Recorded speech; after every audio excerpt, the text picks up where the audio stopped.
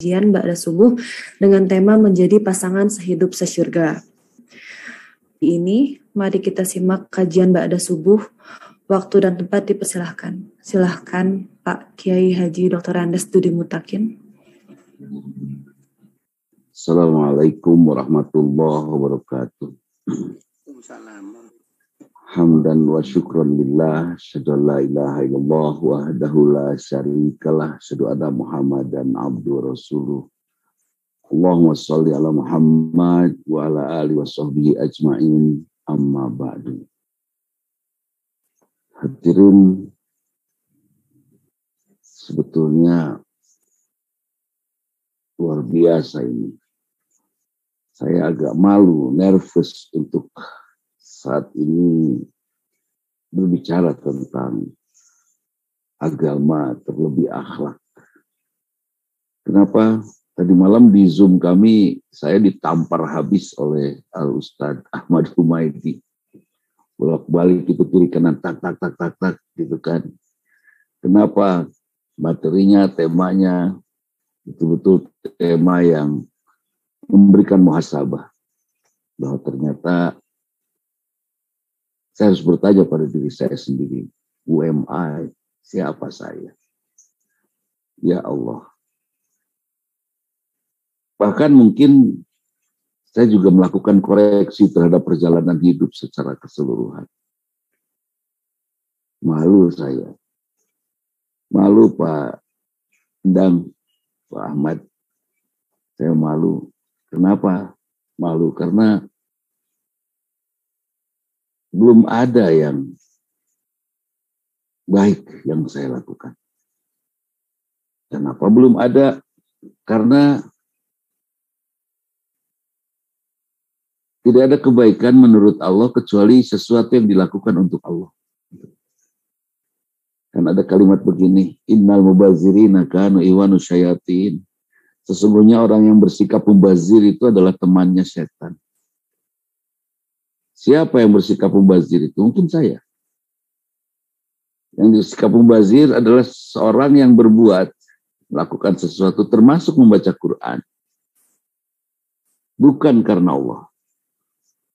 Maka itu adalah menjadi teman setan. Belum jadi setan, belum jadi pengikut, baru teman. Artinya sedikit saja digoda lagi dari perbuatan yang bukan karena Allah itu akan berubah menjadi perbuatan takabur. Sebut saja Pak Ahmad Kertabumi, saya belajar tentang Islam, saya buka-buka buku, kitab dan lain-lain. Quran, hadis, kitab tulisan para ulama. Tujuannya Pak Zulkifli ternyata tujuan saya membaca itu untuk bahan ceramah misalnya. Bagus kan? Sepertinya. Itu Pak Arif Rahman. Seperti bagus, padahal ternyata Masya Allah. Saya bukan melakukannya karena Allah untuk menasihati diri kita. Karena Al-Quran adalah nasihat. Al-Hadis adalah nasihat untuk saya. Kalau saya sudah melakukannya, baru sampaikan. Qulil haqqa walau kana murran. Sampaikan meskipun berat kita melakukannya, meskipun pahit untuk kita sendiri, karena kita masih berjuang untuk mengamalkannya, sampaikan. Menyampaikannya bukan dari hasil membaca, tetapi harusnya menyampaikannya dari hasil berbuat karena Allah. Gitu. Ya kan, kalau saya membaca, kemudian saya sampaikan pagi ini kepada ibu bapak semua, saya baru menyampaikan sesuatu yang baru saya baca, bukan saya lakukan. Pandang, bukan karena saya menatap Pak Budi, bukan karena Allah. Ya. Kalau bukan karena Allah, karena siapa? Karena perasaan saya. Karena kebutuhan perasaan saya menggunakan mata menatap, menikmati, atau mengamati apa yang saya lihat. Kalau saya lakukan seperti seorang dokter mata, ketika saya sakit mata, dokter mata memeriksa mata saya sangat serius sekali, Pak Mubarik. Serius sekali, Pak Maman. Saya tanya, Dok, apa dokter selalu memeriksa dengan teliti dan lama ini memeriksa mata ini? Beliau bilang, ya. Saya periksa serius. Kenapa dok seserius itu? Ini mata milik Allah ini, yang dititipkan kepada Ustadz dan kepada semua orang itu, Pak Iwan. Jadi saya harus merawatnya sungguh-sungguh.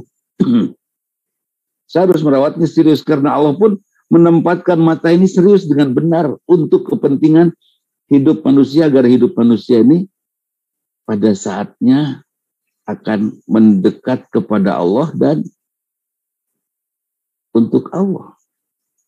Itu Pak Caca. Jadi untuk apa ya mata saya untuk melihat sesuatu, pada akhirnya mengagumi sesuatu, kemudian rasa kagum saya Pak Kun ini untuk mengagumi Allah. Di perkebunan melihat pemandangan begitu indah. Ketika indah, kemudian saya ucapkan alhamdulillah. Ketika saya mengucapkan alhamdulillah, saat itu ada hadir Allah pada diri saya.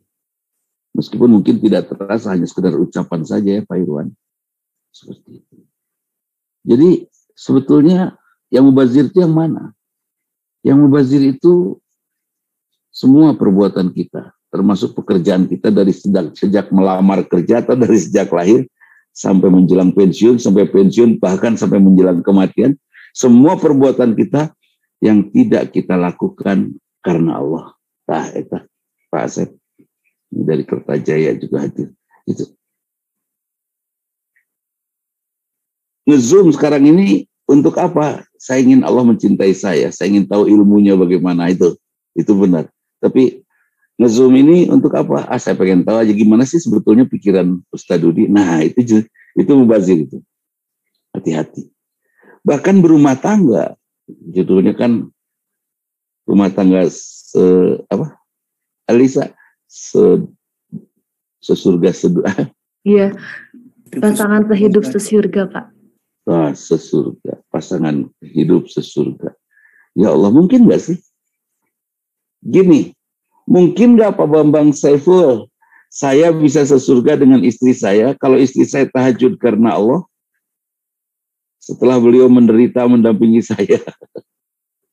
Saking menderitanya jadi semua ibadah karena Allah. Sementara saya beribadah berjalan bersama istri saya untuk kepuasan. Suatu saat istri saya masak gak enak, saya protes. Suatu saat istri saya berpakaian tidak pas, saya gak mendahi. Kalau sudah sesudah,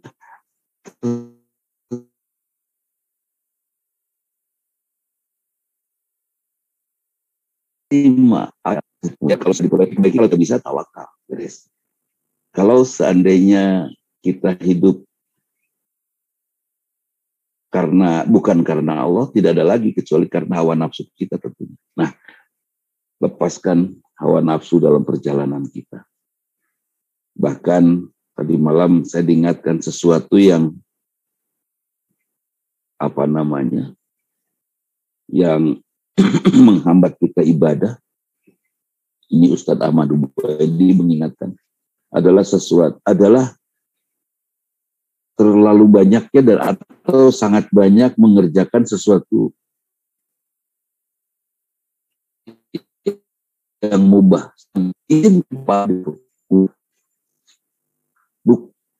Padahal kita diingatkan untuk mengecilkan banyak hal yang mubah itu. Sesuatu yang boleh tapi tidak ada pahalanya. Kecilkan. Usahakan setiap saat kita melakukan sesuatu yang banyak menghadirkan pahala untuk kita. Artinya, lakukan sesuatu semua yang dedikasinya hanya untuk Allah saja. Nah, hadirin, jadi tujuan rumah tangga apa? Supaya bisa sesurga, tujuannya jelas lah. Saya mencoba, Pak Budi, mencoba mendampingi istri saya agar istri saya menjadi ahli surga. Dan saya pun memohon istri saya mendampingi saya karena saya ingin ke surga. Nah, baru kita saling dorong ke surga itu. Salah besar kalau saya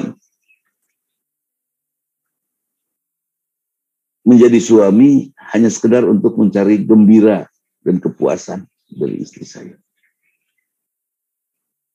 Di antaranya apa yang membuat wanita masuk neraka? Ini Alisa harus tahu. Wanita yang akan menjadi ahli neraka adalah yang tidak taat kepada suaminya. Di antaranya. Terus Rasulullah pernah sampai Sidratul Muntaha, pulang lagi ke Mekah demi melihat neraka banyak wanita. Siapa wanita yang banyak di neraka? Mereka yang tidak bersyukur atas rezeki dari suaminya. Oh, itu luar biasa. Jadi berapapun penghasilan suami, istri punya penghasilan 20 miliar sebulan, suami 200.000. Nafkah dari suami tetap harus disyukuri dan diambil. Kalau suami ngasih. Dan tetap harus gembira meskipun di kantong kita ada 2 miliar. Dia ngasih 200.000, itu harus gembira dengan rasa syukur. Kadang-kadang Pak Budi, laki-laki itu selalu jadi bulan-bulanan disalahkan oleh istrinya. Beli makanan mahal untuk istri karena kerinduan kepada istri, salah, ya kan? Sayang beli makanan semahal ini gitu kan. Pas beli makanan yang enak tapi murah, itu juga salah. Pun bojo gumujang nih Ustaz.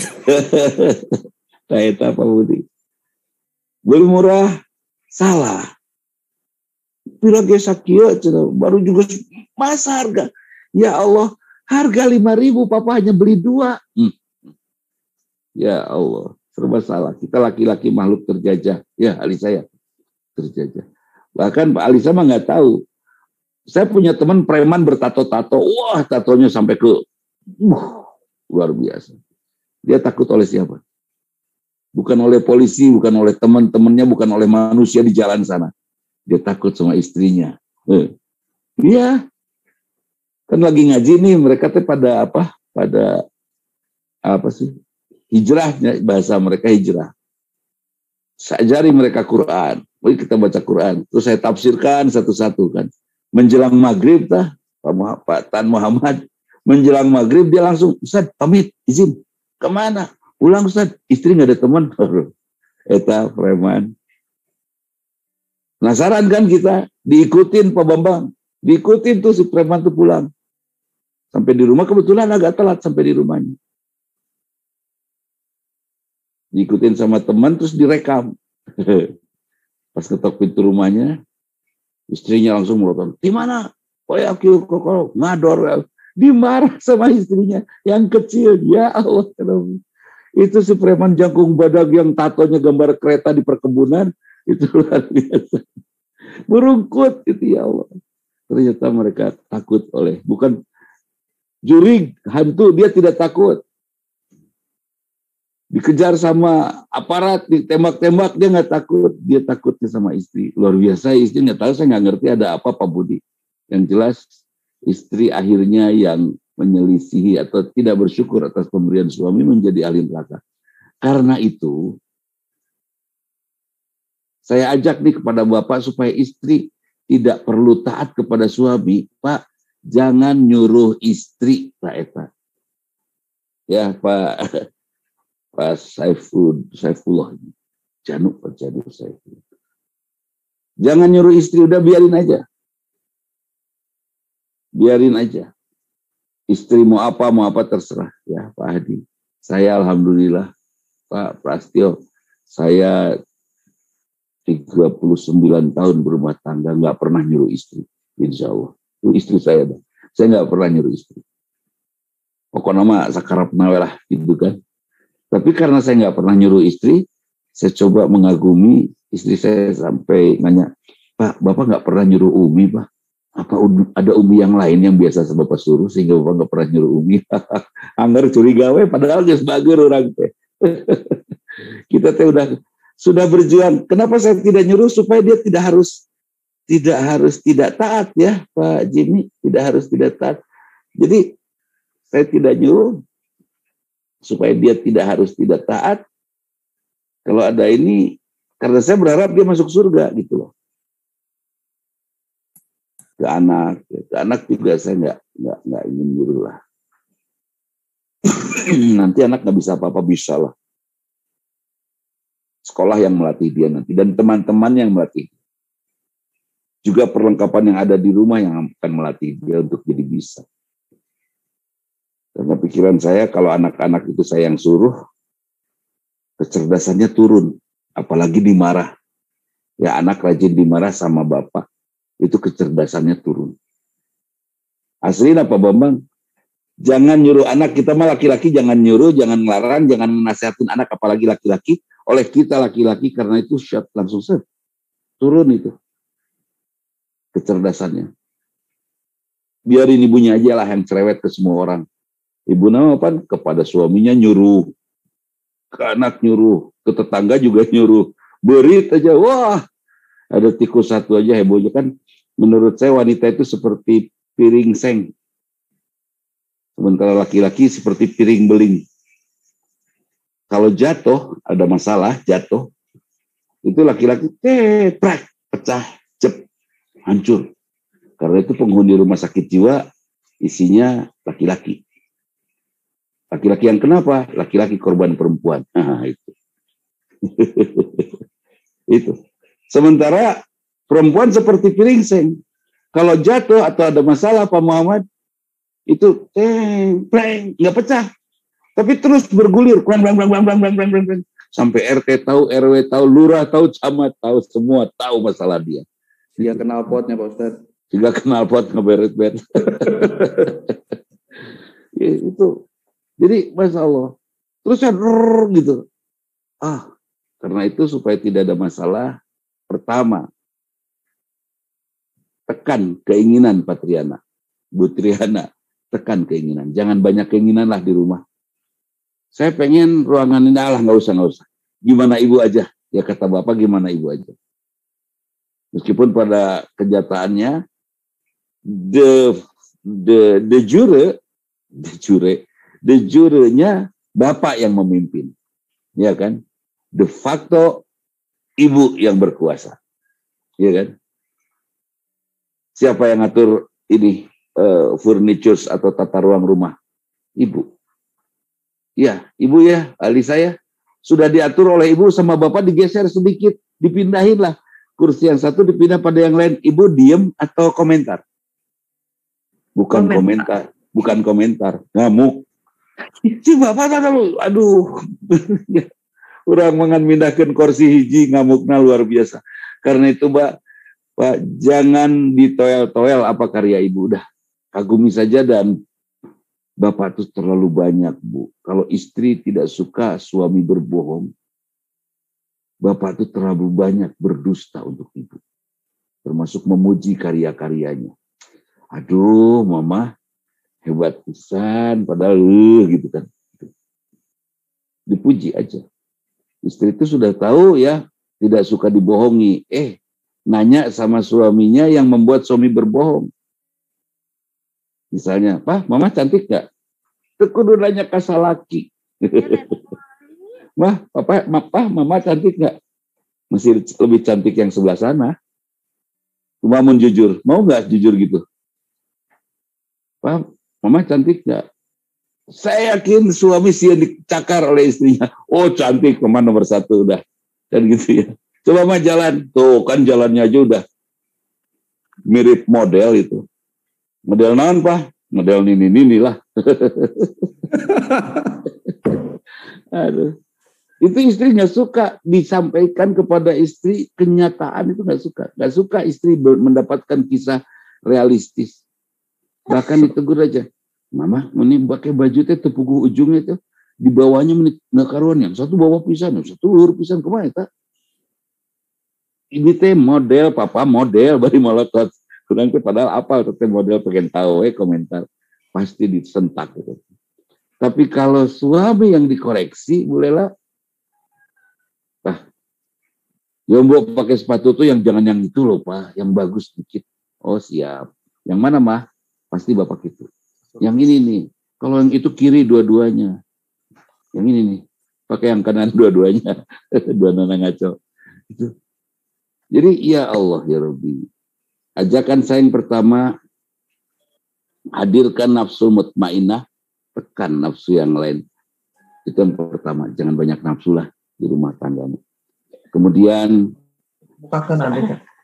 jangan banyak keinginan, jangan banyak keinginan juga. Kenapa jangan banyak keinginan? Karena keinginan yang kerap berbenturan dengan yang lain. Keinginan saya Kalau dikedepankan akan beda dengan keinginan istri. Apalagi istri yang temperamen, ya, bawaannya nggak mau sama suami. Atau suami yang eksentrik, yang selalu beda dari yang lain, itu juga udahlah. Keinginannya ditekan, beres. Nafsunya kecilkan. Bagaimana mengecilkan nafsu? Mengecilkan nafsu memperbanyak ibadah, tentu pasti. Tanyakan dulu kepada siapa? Kepada Allah. Ya Allah, ini kalau Pak Jajak Mujahidin bertanya kepada Allah, ya Allah, untuk apa engkau hadirkan saya di muka bumi ini? Saya tidak minta lahir kepada orang tua saya. Orang tua saya juga tidak minta saya yang lahir. Pengen yang lebih dari ini. Terus jadi, untuk apa engkau hadirkan saya di muka bumi ini? Jawabannya, Allah memberitahu Pak Janu, wa ma khalaqtul jinna wal insa illa liya'budun. Allah ciptakan jin dan manusia hanya untuk beribadah. Ibadah terus. Kemudian tekan keinginan. Kalau kita merujuk kepada siapa? Nabiullah Ibrahim alaihissalam. Sepenuhnya ibadah. Dari mulai hadir, lahir, remaja, Nabi Ibrahim mencari Tuhan. Ini harus diketahui dulu. Nabi Ibrahim itu hidup sebelum zaman Nabi Daud. Sebelum zaman Nabi Daud. Dan pada zaman Nabi Daud lah ditemukan besi. Ya. Itu zaman besi. Itu dimulai dari zaman Nabi Daud. Baju besi dan lain-lain. Nabi Ibrahim hidup sebelumnya. Nabi Ibrahim mendapatkan perintah potong kuku. Mungkin oleh batu, ya, zaman batu Nabi Ibrahim. Dipotongnya dengan dikikir oleh batu.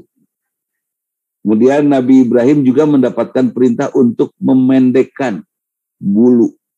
Nah, ini Alisa harus tahu. Ya, kita juga harus tahu, Abah Dik harus tahu. Pak Budi kena terang. Bulu apa? Bulu ketiak dan teman-temannya. Nah itu. Jadi temannya apa? Nggak usah disebutin. Aib. Bulu-bulu itu harus dipendekkan. Nah kemudian sunnah Nabi Ibrahim juga kurban. Itu sunnah Nabi Ibrahim. Nah nanti kurbannya bareng sama ibu. Nggak usah banyak debat lah sama ibu. Gimana ibu? Ibu mau cari hewan kurban yang gimana? Ya udah sini sama ibu. Ya udah ibu aja yang beli. Daripada pas saya di kandang domba nantinya kan itu. Udah pasti bapak mah pengen yang terbaik meskipun mahal kan. Kalau ibu pengen yang termurah pastilah. Mang itu sabra dan banyak kambing yang menangis kalau ibu-ibu yang beli. Pasti diledek itu. Mang kita domba sabra.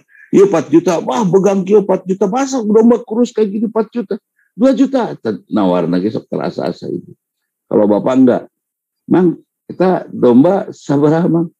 Ini 1 juta apa? Kalau saya belinya 1 juta. Tapi ini hadiah apa buat orang yang beli sapi. Berhadiah kambing ini kecil pak. Oh gitu? Aduh, udahlah saya beli. Seberapa? Umum gak apa? Gak akan dijual. Saya bayar 4 juta lah. Bapak, 1 juta, 2 juta gak awis terlalu mahal ini. Ya udah saya beli 4 juta. Tapi tolong tuntun, bawa pulang. Pulangnya ditungtunnya dibawa pulang kemana Pak? Ke Garut. Oh ya, menuntun domba ke Garut 4 juta. Wias diburuhan 10 juta galing. Gitu. Itu bapak. Kalau ibu, nyecepelah nawar. Kalau nawarnya nggak dikasih, ibu suka bawa-bawa fisik. Simang si ganu kasep. Mama fisik. Simang si ganu kasep. Meni domba segini aja meni dijual. Dasar. Itu. Nah, jadi Nabi Ibrahim, sunnah Nabi Ibrahim potong kurban. Kemudian haji. Ini yang luar biasa ini Pak Endang. Pandang. Yang luar biasa Pak Ahmad Kertabumi. Ini Kertabumi ini nama alamat saya Pak. Saya waktu kecil di Kertabumi. Tapi bukan Ahmad, Adipati. Nah. Sunnah Nabi Ibrahim yang kelima apa? Khitan. Disunatan. Alisa disunatan nyeri pisan. Sangat sakit. Saya yakin Pak Budi, Pak Kertabumi, Pak Zulkifli nggak mau disunat 2 kali saya yakin. Kapok, sangat sakit, nyeri pisan. Ya Pak Prasetyo ya, nyeri pisan, sakit sekali. Sakit. Lebih sakit disunat daripada melahirkan. Iya, melahirkan orang bisa mau 2 kali, 3 kali, sampai 10-15 kali. Di khitan sekali aja. Sudah menyakitkan, menakutkan lagi. Apalagi di zaman siapa ya? Yang sekarang umurnya di atas 62 tahun. Di zaman itu anestesinya, pengen tahu Alisa anestesinya? Ngerendam di kolam itu dari jam 2 subuh. Udah beku baru kling. Wah, luar biasa. Dilui. Itu luar biasa. Jadi perjuangan laki-laki memang harus dihargai. Sakit sekali. Bukan hanya sakit, tapi tegang. Sian sapat. Itu ketegangan yang depresif. Dok, hati-hati dok, jangan dihabisin. Itu luar biasa. Apa yang dilakukan Ibrahim ketika mendapatkan perintah khitan? Ya, di khitan. Dan waktu itu belum zaman besi, artinya nggak ada pisau. Tolong dibayangkan ya Alisa, korban kita ini Alisa sekarang. Tolong dibayangkan. Itu zaman batu, kebayang tuh, di trek-trek Pak Arif Rahman. Di batu dengan trek. Kan gitu ya, memecahkan tuh pakai batu mah diketrok-ketrok gitu. Kebayang tuh Nabi Ibrahim tadi sunat tanah diketrokan gitu. Kebayang gogorokan, kebayangkan teriak, trek, au, trek, au, kan kebayang nanti. Ya Allah. Sunnah Nabi Ibrahim, karena itu tolong ya, kepada ibu-ibu, sayangi kami. Riana, sayangi kami. Sayangi laki-laki, karena laki-laki perjuangannya berat. Dia harus bertaruh di khitan, tegang. Luar biasa. Nabi Ibrahim sepenuhnya ibadah. Buktinya ibadah, saat muda dia mencari Tuhan. Lihat bulan, oh ini Tuhan. Ternyata bulan hilang pagi hari. Oh, maksudnya Tuhan menghilang. Lihat matahari, oh ini lebih besar ini. Sepertinya ini Tuhan. Dan pada saat mendung terhalang, pada saat malam menghilang, oh ini bukan Tuhan. Akhirnya Allah memberikan wahyu bahwa dialah Tuhan, Allah. Nah kemudian, apa yang ditanyakan oleh Ibrahim kepada Allah? Kalau engkau betul Tuhan, buktikan. Nabi Ibrahim juga nggak sembarangan, Pak Ruli. Nggak sembarangan, percaya. Meskipun sudah datang wahyu. Akhirnya Allah memerintahkan kepada Nabi Ibrahim, ambil burung. Bagi 4 burung itu, potong 4. Simpan di 4 bukit. Kamu turun ke tengah, tepukin. Burung itu datang menghampirinya lagi. Akhirnya yakin bahwa, oh ya engkau Allah. Dan itu. Kemudian, ujian yang lain. Nabi Ibrahim dibakar hidup-hidup. Itu tidak logis. Dibakar hidup-hidup. Yang ada pada benak Nabi Ibrahim adalah keyakinan bahwa Allah nggak mungkin jahat. Yang ada keyakinan pada pribadi Nabi Ibrahim, Pak Sobandi, taat kepada Allah itu tidak akan ada kezaliman.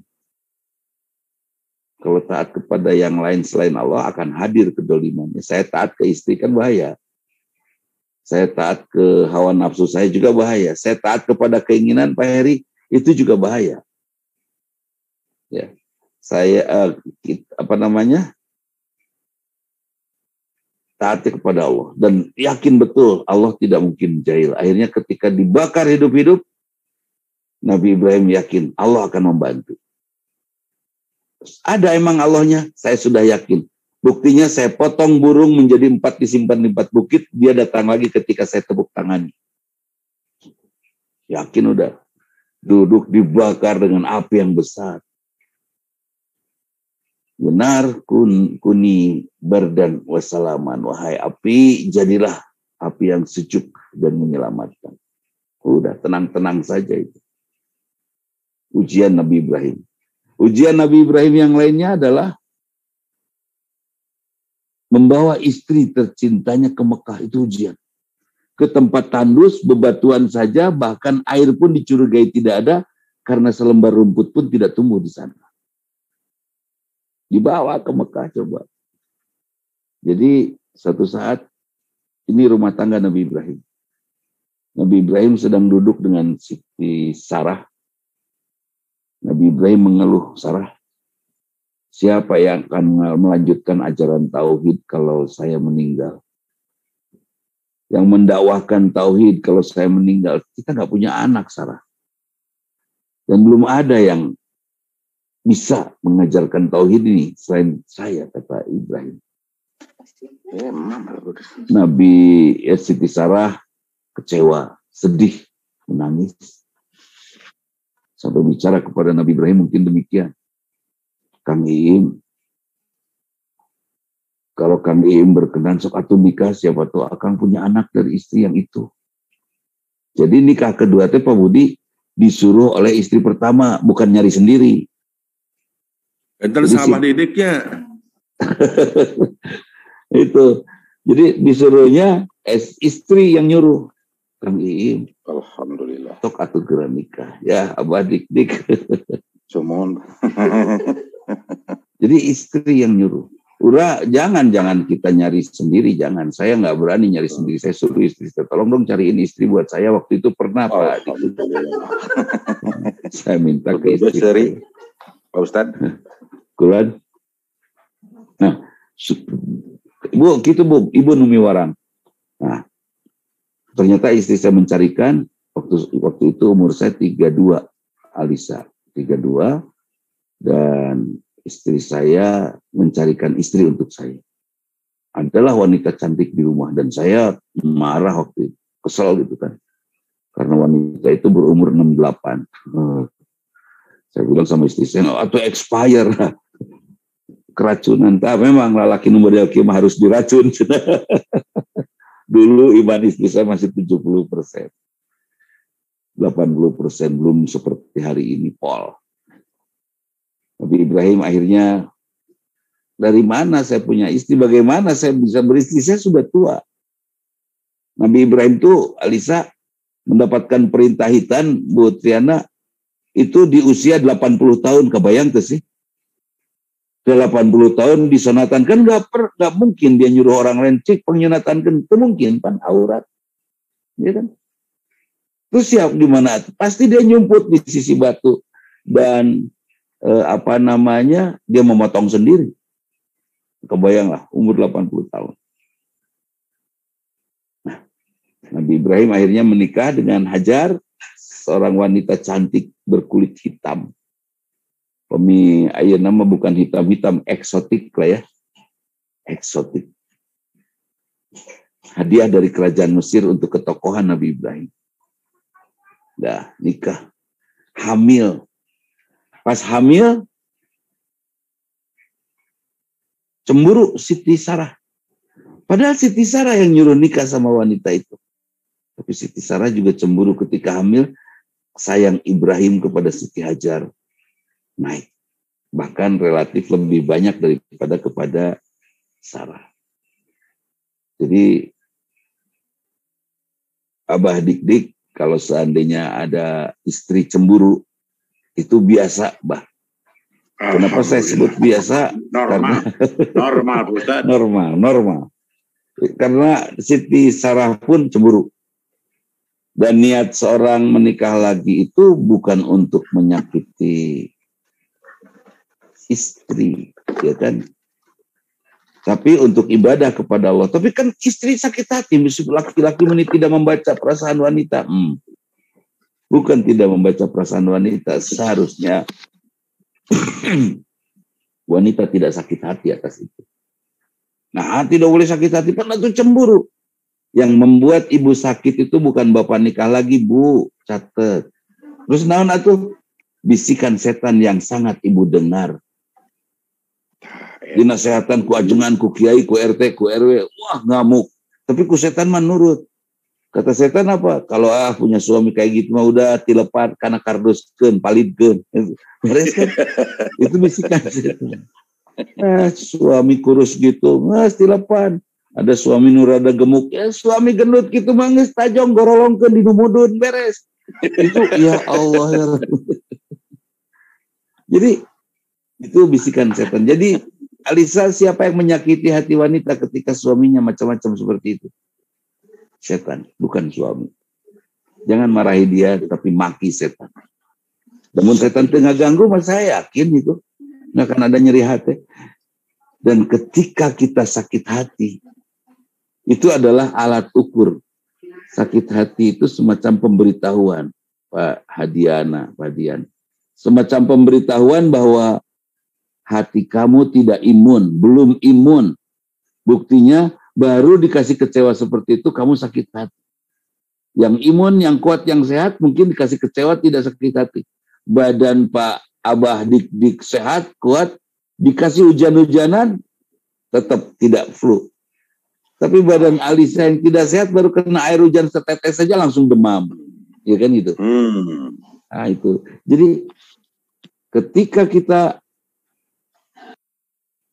disakiti, orang yang sudah tangguh imannya, tidak bisa lagi, sudah sehat hatinya, sudah tidak bisa lagi dibisiki oleh setan. Menikah, dibawalah supaya cemburunya tidak berkelanjutan, dibawalah Siti Hajar ke Mekah atas perintah Allah. Sampai di Mekah tidak lama ditinggalin, kebayangnya. Siti Hajar mau aja. Pas ditinggalin dengan bekal secukupnya, kemudian cepat habisnya, Nabi Ibrahim berangkat pulang lagi ke Palestina, kemudian Nabi Ibrahim itu negtrek apa ya? Negtrek bahasa Indonesia, negtrek. Ngadig-dig, negtrek itu bahasa Sunda. Bahasa daerah itu kaya raya ya. Bahasa Indonesia tuh aduh, bahasa nasional di mana-mana tidak sesempurna bahasa daerah. Terus tidak menoleh lagi ke belakang padi. Siapa? Siti Hajar manggil. Akang. Nggak ngeliat lagi. Akang. Sudah pakai suara yang paling seru. Akang. Nggak noleh. Tapi akhirnya Hajar berkata, apakah ini perintah Tuhanmu, Akang? Karena mendengar nama Allah, apakah ini perintah Allah? Mendengar nama Allah disebut, Nabi Ibrahim ngebalik. Apa kamu bilang? Apakah ini perintah Allah? Ibrahim mengatakan, ya, ini perintah Allah. Oh ya sudah, selamat jalan. Siti Sarah Kangeri, Siti Sarah beriman kepada Allah bahwa Allah hebat. Artinya apa? Siti Sarah tentram setelah disebut nama Allah.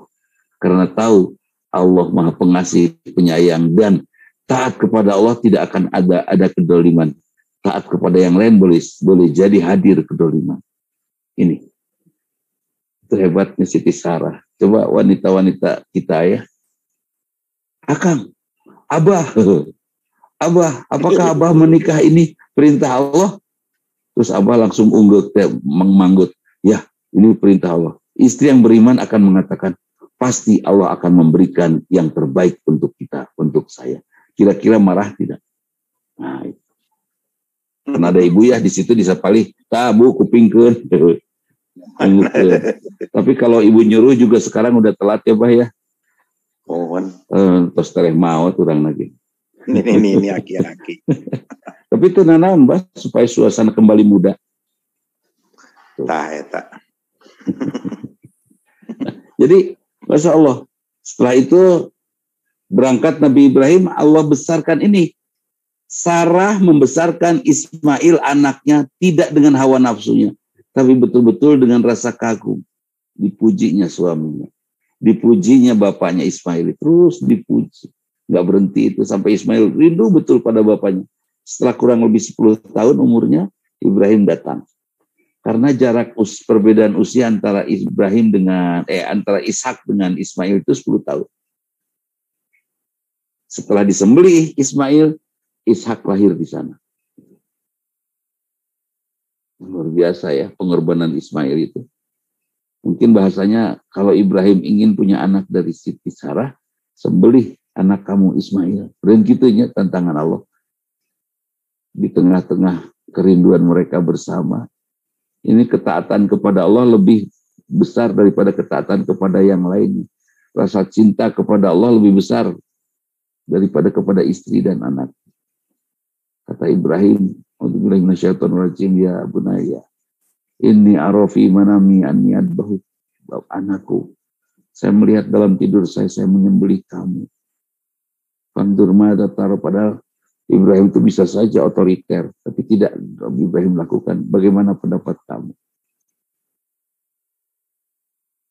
Ismail berpikir dan langsung mengatakan, Ya abatif almatu marsatajidun insyaallah minas sabirin. Bapak lakukan apa yang menjadi perintah Allah. Engkau akan mendapati aku insya Allah dalam keadaan sabar. Sudah jelas sabar masih pakai insya Allah. Tak Pak Muhammad. Sudah jelas sabar Pak Ahmad Kertabumi udah masih pakai insya Allah. Kan kalau Alisa mah diuji sedikit gitu. Kurang sabar apa aku? Kurang sabar apa? Kurang sabar apa aku? Nggak jelas kurang sabar pisan matak malotot ya. Kan gitu. Nabi Ismail, Siti Hajar sabar. Sampai mengatakan kalimat satajidun insyaallah minas sabirin. Kau akan mendapati aku dalam keadaan sabar. Luar biasa. Dibawa manhar ke Jabal Kurban, ke tempat penyembelihan. Itu ya Allah. Jalan godaan setan datang itu terus, provokasi setan datang. Sok sekarang Butriana bapak suami ya. Sebut saja Aldi misalnya. Aldi pergi 3 tahun nggak pulang-pulang. Kira-kira istrinya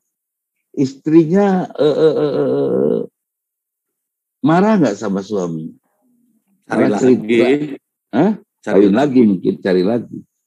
Mending kalau cari lagi mah jelas namanya. Ini mah cerita tentang bapak ke anaknya, tentang suami ke anaknya pasti jelek. Bapak kamu laki-laki nggak tahu jawab, pergi nggak ada kabar, tengah WA, tengah di telepon nggak, malah kayaknya mau udah ganti nomor, marah itu. Pas pulang teh datang ke rumah, dia minta sertifikat rumah untuk dijual, ngamuk tuh, ngamuk.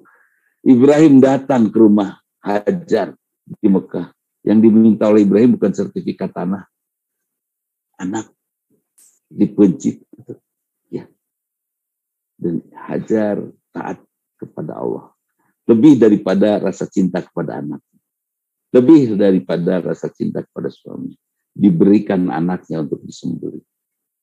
Artinya apa dari kisah Nabi Ibrahim? Kalau saya pendekkan. Dari kisah Nabi Ibrahim ini ada pelajaran. Bahwa ternyata jangan libatkan hawa nafsu dalam perjalanan rumah tangga kita.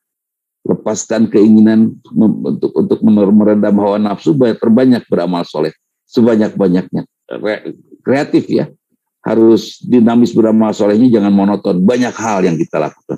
Kemudian jangan bawa nafsu, banyak ibadah dan taat kepada Allah untuk menekan keinginan. Kalau keinginan kan taat kepada diri nih, untuk menekan terlalu banyaknya keinginan taat kepada Allah. Nah, kepada bapak-bapak khusus ibu-ibu yang sudah berusia di atas 60 tahun sudah Pak, jangan lagi menghitung harta Pak, nggak perlu lagi merenovasi rumah lah srek mawon. Ya udah mau meninggal masih mikir renovasi rumah, nggak usah lah, sudah yang ini saja dirawat, dibocor benerin gitu aja. Tekan keinginan karena kita akan pulang kepada Allah. Insya Allah kalau kita jadi pasangan suami istri yang sama-sama meredam hawa nafsu dengan bareng beramal soleh, sama-sama membangun ketaatan, meredam keinginan dengan terus membangun ketaatan kepada Allah seperti Nabi Ibrahim, Hajar dan Ismail, insya Allah kita akan mendapatkan pasangan sesurga. Ini luar biasa, saya bertemu dengan seorang abah, dia baik sekali sama istrinya. Dan dia rawat rumahnya yang sederhana, bawah alas bawahnya itu bukan lantainya, bukan tehel, bukan keramik tapi tanah yang dikeraskan. Kenapa bah? Ini sudah saya tanya anaknya, kebetulan anaknya saya kenal, orang berada anaknya. Kenapa bah rumahnya tetap begini? Apa jawabannya coba Pak Budi, Pak Bah Dik-Dik? Jawabannya Pak Isnan, kenapa rumahnya tetap gini nggak dikasih tanah keramik gitu ya? Apa jawaban si abah ini? Ya, saya punya rumah di surga. Saya takut terlena di dunia ini dengan rumah yang diindahkan, dimewahkan, nanti saya anteng di dunia ini sampai saya lupa bahwa saya punya rumah di surga. Itu jawaban waktu kemarin Sabah Desa, keliling-keliling meskipun tidak sepenuhnya. Saya ketemu itu. Terus dia mesra sekali, Pak Ahmad Kertabumi bersama istrinya, Pak Sobandi. Mesra pisan ke istrinya. Saya tanya, kenapa semesra dan sebaik itu kepada istri? Jawabannya apa? Kalau saya sudah punya rumah di surga, saya nggak mau rumah saya kosong. Pak Arif Rahman, rumah saya harus ada bidadarinya. Kira-kira bidadari di surga akan datang nggak untuk saya? Kalau saya jahat sama istri. Enggak lah, bidadari juga tidak akan datang. Pasti dia takut kepada saya kalau saya jahat sama istri. Saya betul-betul kita coba mendedikasikan diri bersama, selamatkan istri supaya menjadi bidadari kita di surga, dan selamatkan suami supaya suami membersamai kita sebagai bidadari. Itu. Nah itu mungkin Alisa, saya kembalikan kepada Alisa untuk hal berikutnya. Itu saja, mohon maaf. Enggak. Terima kasih Pak Ustadz. Baik. Silakan jika ada yang ingin bertanya. Untuk mempersingkat waktu, kami beri kesempatan untuk 3 orang.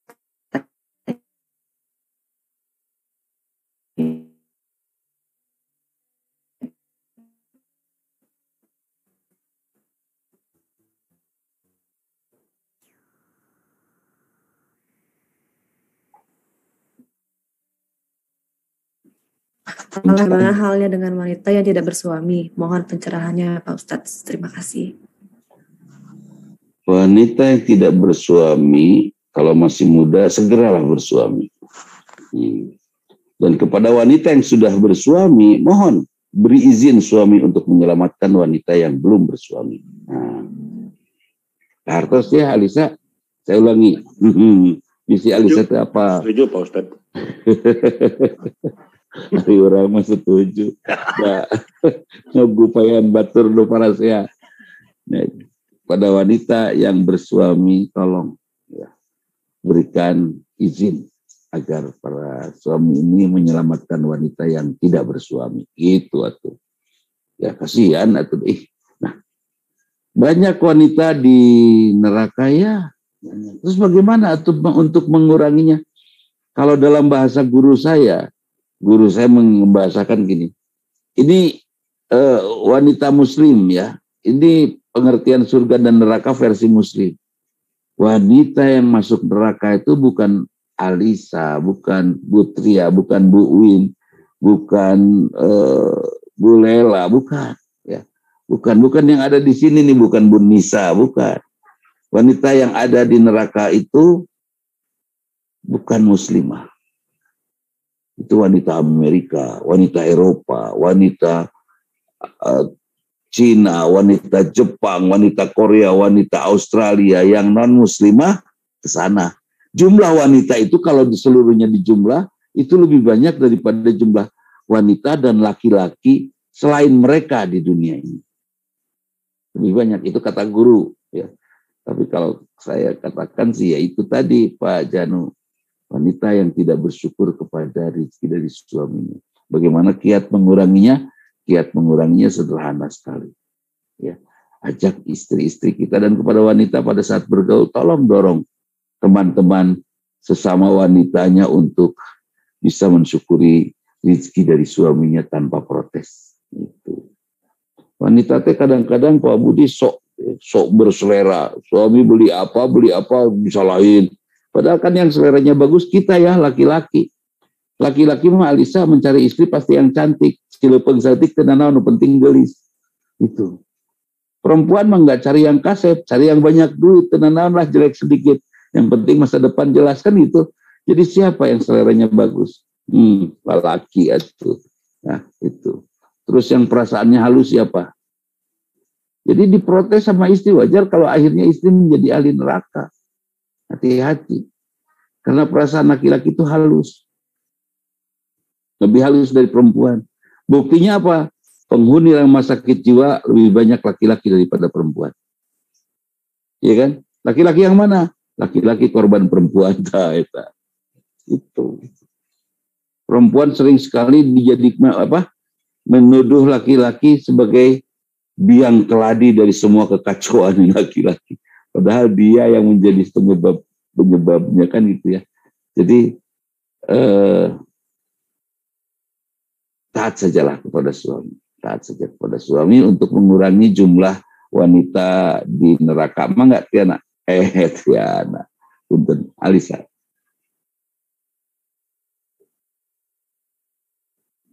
Ya Pak.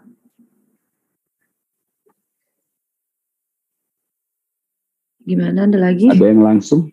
Enggak. Ada yang ingin bertanya? Boleh raise hand?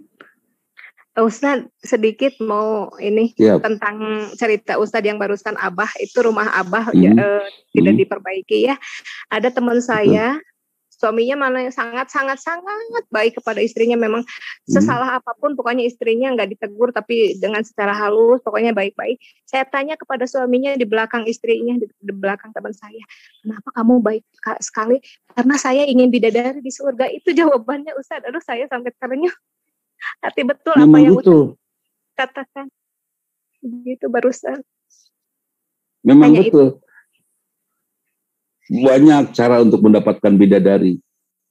Tapi yang jelas, tenang Alisa, jangan. Ya, banyak cara kami mendapatkan. Dan bidadarinya apal tulis.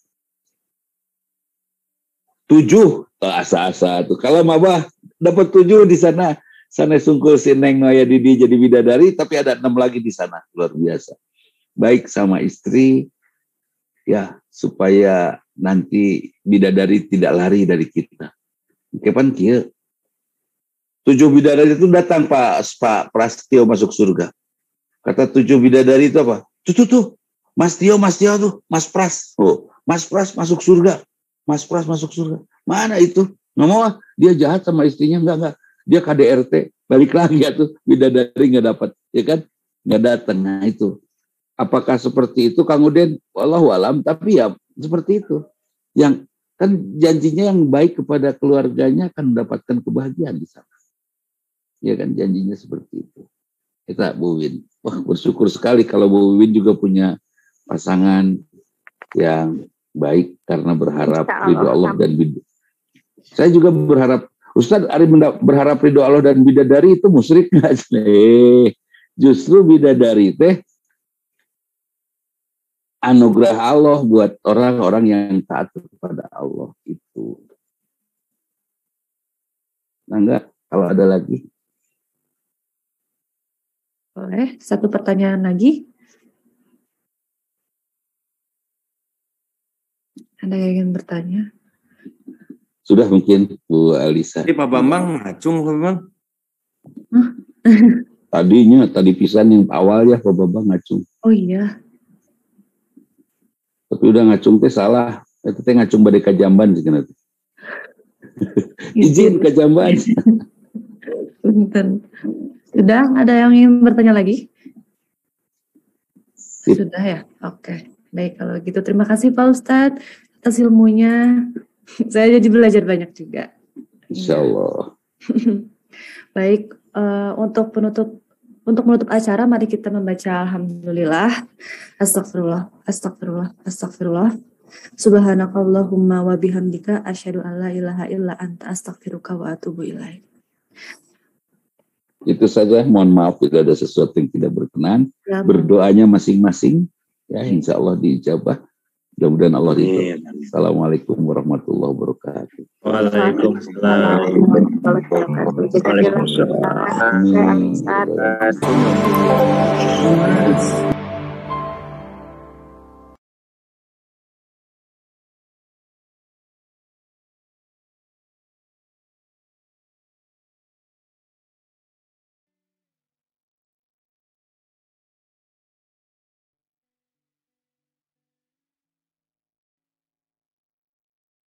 Bismillahirrahmanirrahim. Sahabat Nabiullah Ibrahim alaihissalam datang ke Mekah dari Palestina, bertemu dengan anaknya di tengah rindu. Nabiullah Ibrahim bermimpi dan menyampaikan mimpi kepada anaknya, inni arofi manami anni adbahuk. Saya melihat dalam tidur saya menyembelih kamu, kata Ibrahim pada anaknya. Anaknya merenung, kemudian menjawab, ya abatif al-matu marsatajiduni insyaallah minas sabirin. Bapak, lakukan apa yang diperintahkan oleh Allah. Engkau akan mendapati aku insyaallah dalam keadaan sabar. Subhanallah. Nabi Ibrahim itu logis sekali, hidupnya logis sekali. Mencari Tuhan, ada matahari dianggap Tuhan, batal setelah hilang mataharinya. Ada bulan dianggap Tuhan, batal, dan seterusnya. Ujiannya sesuatu yang tidak logis.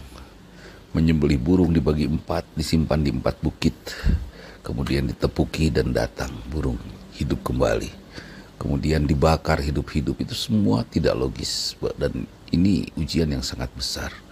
Menyembelih anak, Masya Allah.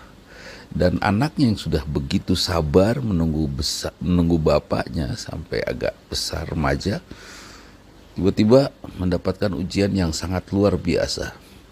Istrinya Hajar juga membesarkan anak dari perbekalan habis, lari-lari Safa Marwah sampai menemukan Zam-Zam, dan anak menjadi besar. Di tengah sabarnya membesarkan anak, tiba-tiba Nabi Ibrahim meminta untuk ketaatannya kepada Allah, menyembelih Ismail. Subhanallah. Mencintai Allah lebih dari mencintai keluarganya. Ketika kita taat kepada Allah, maka tidak akan ada kezoliman yang akan kita lakukan. Sebut saja anak lebih mencintai Allah daripada mencintai ibu bapaknya. Itu pernyataan Rasul, disebut iman yang sangat tinggi sekali. Ketika ketaatan kepada Allah, maka tidak akan ada kezoliman. Tapi ketika ketaatan kita diberikan kepada makhluk, kepada manusia sepenuhnya, menghilangkan ketaatan kita kepada Allah, bahkan taat kepada keinginan diri sendiri, maka akan ada kezoliman-kezoliman yang hadir di tengah-tengah pergaulan kita, Masya Allah. Nah sahabat, ketaatan Ismail disembelih itu tidak mudah. Ada godaan setan yang terus berbisik kepada keluarga ini, sampai akhirnya terjadilah pelemparan terhadap setan yang oleh jemaah haji diabadikan dengan jumroh. Subhanallah. Setan tidak mampu melawan mereka. Mereka kompak sekeluarga mengusir setan. Kita juga harusnya kompak sekeluarga mengusir, menepis godaan setan. Nah, sampai akhirnya disembelih, dan ketaatan itu dimuliakan oleh Allah, sehingga itu disyariatkan oleh Allah kepada kita untuk melakukan ibadah kurban. Mudah-mudahan kita bisa berkurban dengan kurban yang terbaik menurut versi kekuatan kita, bukan menurut versi keperasaan kita. Ini kemahalan, ini terlalu gimana, enggak. Tapi versi ketaatan kita akan lakukan kurban yang terbaik. Sehingga mudah-mudahan kalau dalam benak saya ada pikiran Nabi Ibrahim akan menemui kita yang berkurban, kemudian menyalami kita. Di padang mahsyar kebayang datang Nabi Ibrahim menyalami kita, dan kita sudah bisa pastikan kalau sudah bertemu dengan seorang Nabi, kita sudah bisa pastikan kita akan mendapatkan surga. La haula wala quwata illa billah, wallahu alam. Mudah-mudahan Allah mampukan kita. Amin ya Allah ya rabbal alamin.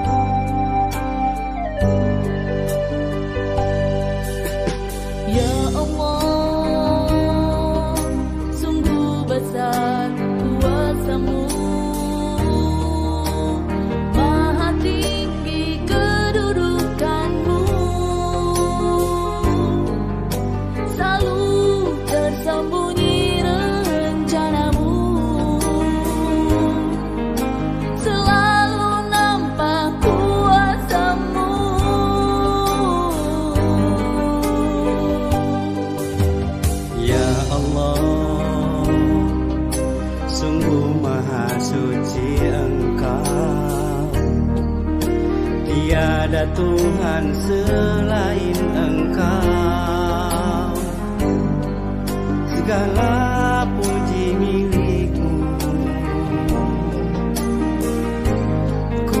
mohon